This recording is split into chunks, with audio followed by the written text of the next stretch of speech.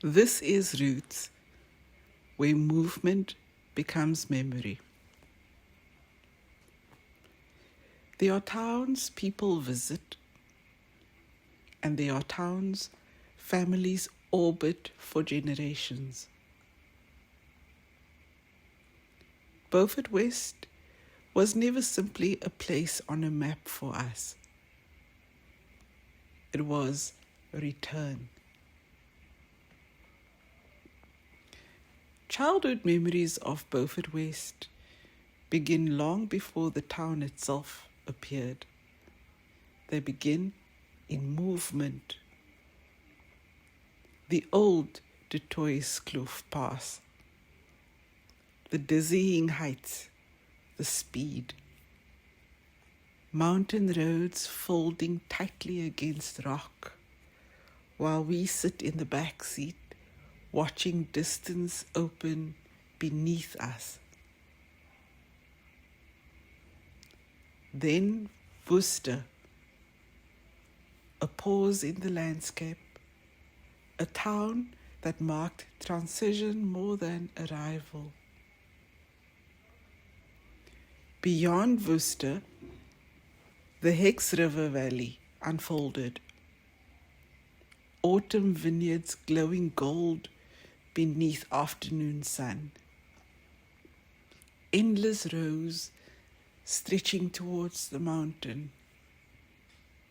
Beautiful in a way children notice before they have language for beauty.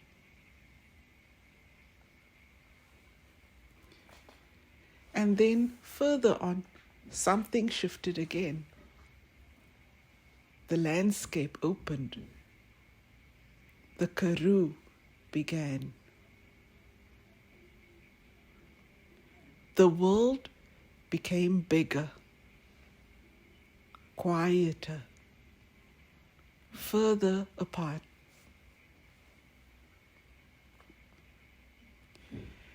Dad narrated the route as though the land itself carried memory. Fold mountain ranges, Karoo koppies, the distant Swartland mountains separating the little Karoo from the great Karoo. Laingsburg,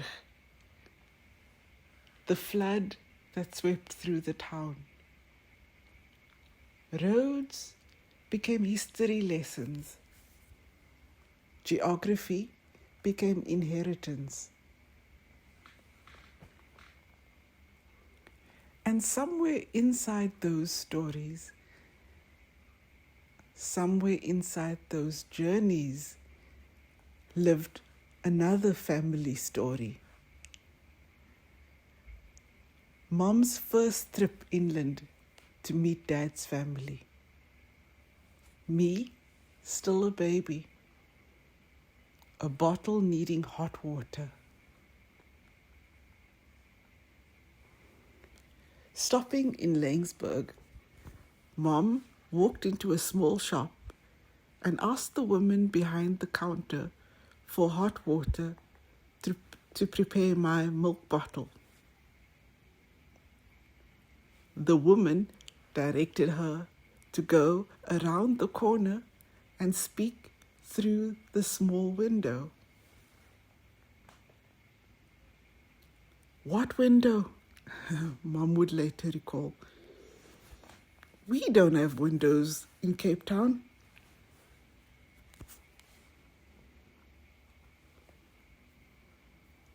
At the time, she did not yet understand what that small window represented.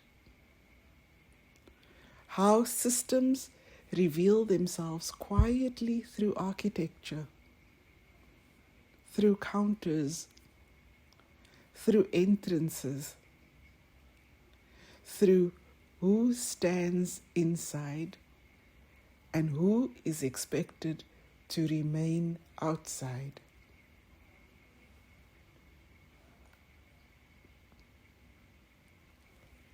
And then eventually, after dark, the car would grow quieter. Almost almost instinctively, as though everyone recognized we were nearing something familiar. And there, in the distance, would appear what Dad called the town with small lights. Beaufort West. Homecoming before arrival.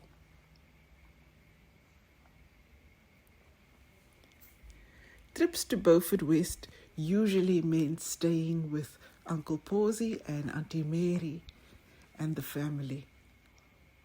Sometimes elsewhere, depending on who had already arrived, depending on who had space, depending on how many routes happened to converge that weekend.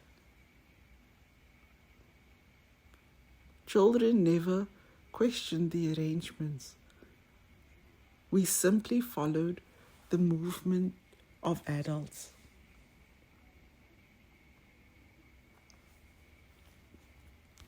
During one of those visits, we traveled out to Klawervlei, a farm lying at the foot of the Newveld Mountains, where family worked.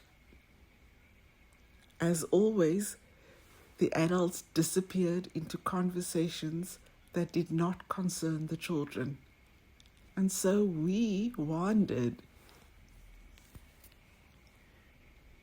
Chantal and I, together with my cousins, Yolandi and Nadine, found ourselves standing beside a goat pen, admiring the angoras. Their strange calmness, their cold horns, their heavy stillness. Nearby stood a mischievous child herder watching us carefully. Before we understood what happened, he swung open the gate. Suddenly the goats were moving. The last thing I remembered hearing was Nadine shouting, "Goat!" And instantly all four of us scattered in terror, running, screaming, climbing trees we never knew we could climb, certain those horns were moments away from finding us. Only years later did I learn our panic had triggered the chase itself. We ran, so they pursued. What felt to us like survival probably looked entirely different to the goats.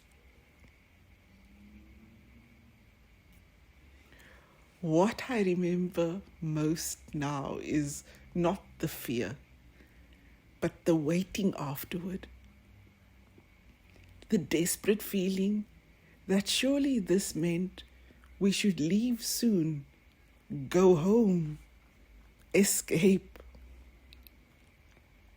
But the adults remained entirely unhurried, still talking, still seated comfortably in conversation, completely unaware that for us, survival itself had just taken place.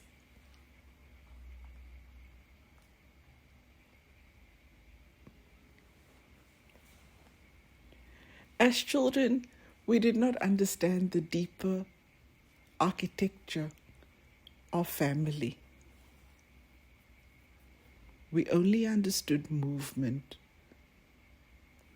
Cars arriving, adults greeting one another loudly, children disappearing into clusters of cousins, mattresses appearing from nowhere, people making space.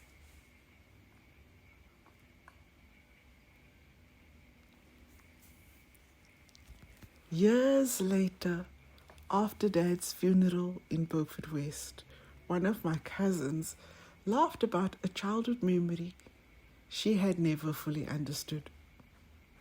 And as a child, she always wondered why our family sometimes stayed in Bantom Street rather than Rustine.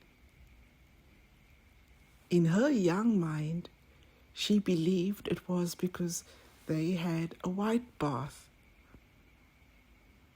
and that we, the children, would not want to wash in metal basins with water heated slowly on wood-burning stoves.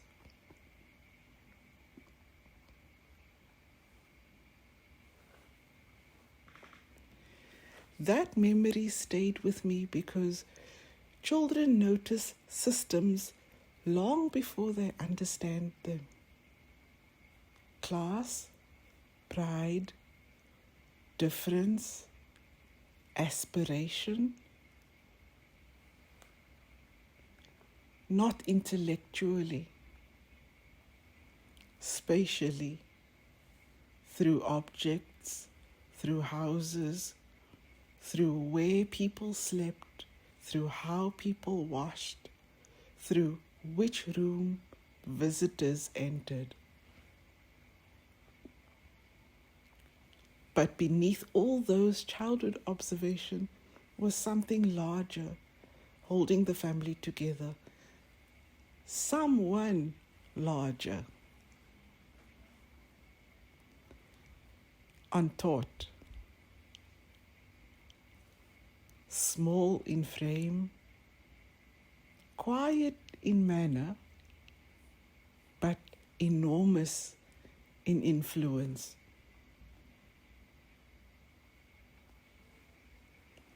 Some people lead through authority.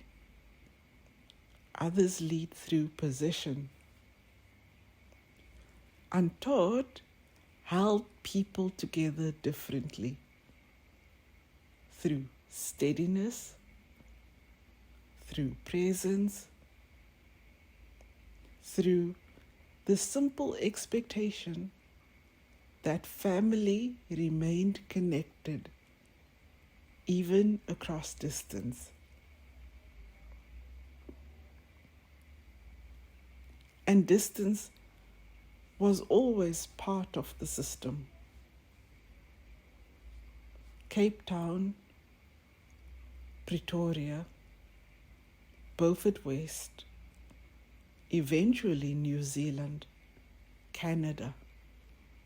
Roots stretching wider with every generation. But somehow Beaufort West remained in the center of this emotional map.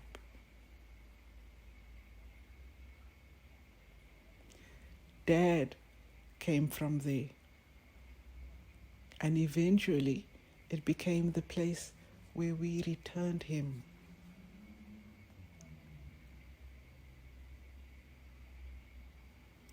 Funerals rearranged geography. People who have not seen one another in years suddenly stand beside each other again, as though no time had passed.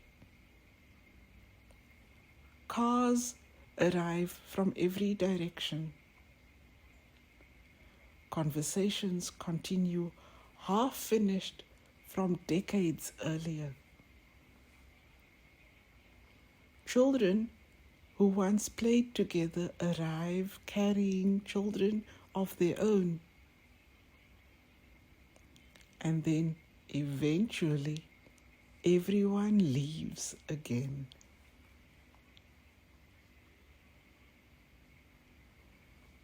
What remains afterward is difficult to explain. Not grief alone, not memory alone, something quieter. A recognition that one person can hold an entire system together without ever announcing themselves as its center. I think Aunt Tot understood this instinctively.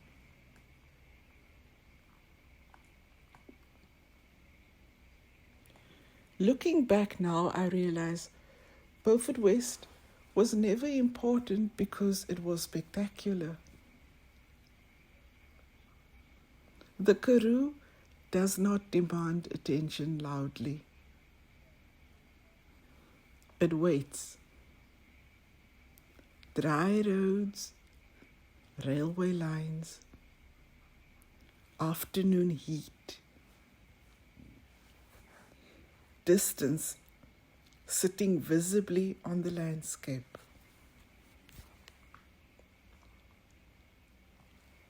But for our family, Beaufort West became something more than landscape.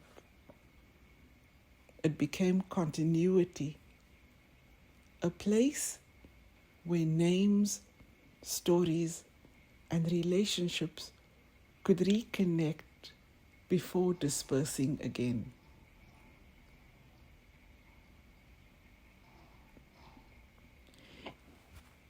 Even the railway history running through Dad's family carried that same logic.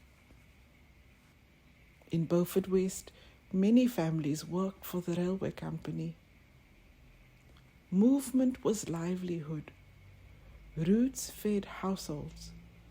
Railways linked towns, labor, migration, and survival. Perhaps that is why movement sits so deeply in my own memory system.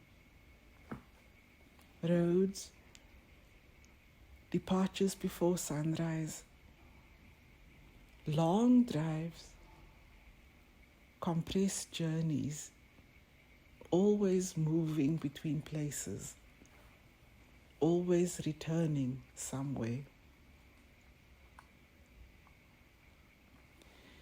And yet as children, we rarely questioned who made all that movement possible. Who maintained the invisible structure underneath it? Who remembered birthdays? Who knew who belonged to whom? Who ensured doors remained open? Who carried family memory forward quietly?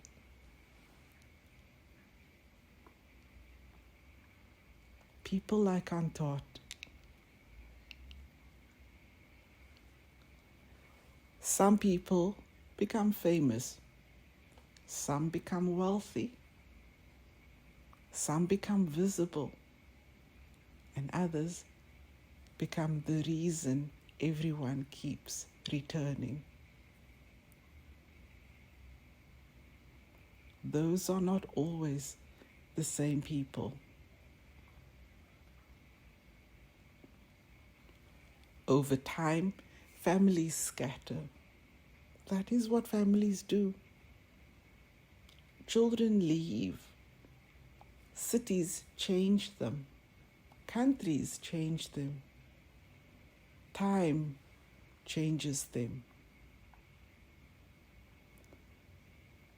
But certain places remain emotionally fixed long after people stop living there. Not because the town itself refuses to change, because the memory keeps returning there.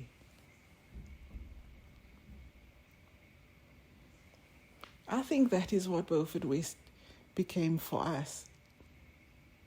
Not only a town, a holding place.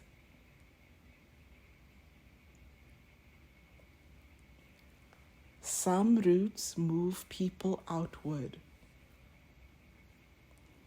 Others keep calling them back. This is roots. Some places survive because people live there. Others survive because people remember returning. Look again.